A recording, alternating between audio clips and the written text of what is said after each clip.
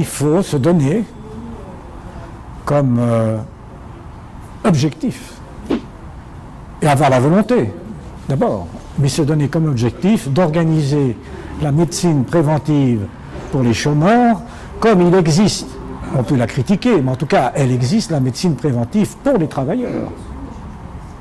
Parce que c'est quand même anormal, contradictoire, de perdre avec son emploi la médecine qui va avec. La médecine du travail, c'est quoi? C'est fait pour s'assurer de la bonne santé, c'est-à-dire du bien-être des salariés.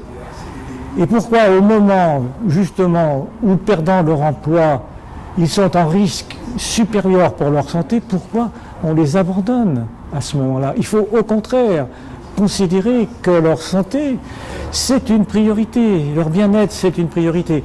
Et donc, organiser cette médecine préventive pour les chômeurs. Les chômeurs, ils sont inscrits à Pôle emploi.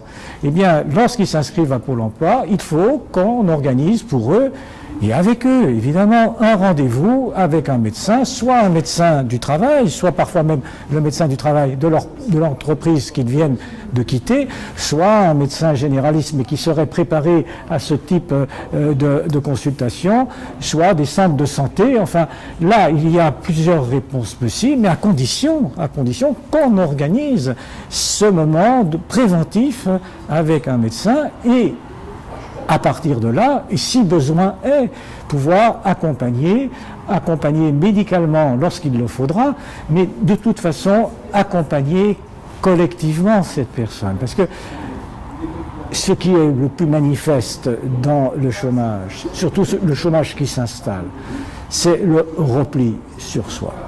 C'est une certaine désocialisation.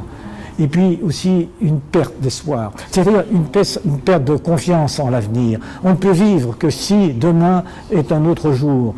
À partir du moment où on considère que demain ne peut être que le même jour, mais en pire, parce qu'on n'aura toujours pas d'emploi, parce qu'on aura des dettes qu'on arrivera encore moins à payer, parce qu'au niveau de sa famille, parfois de son conjoint, ça se passera encore plus mal.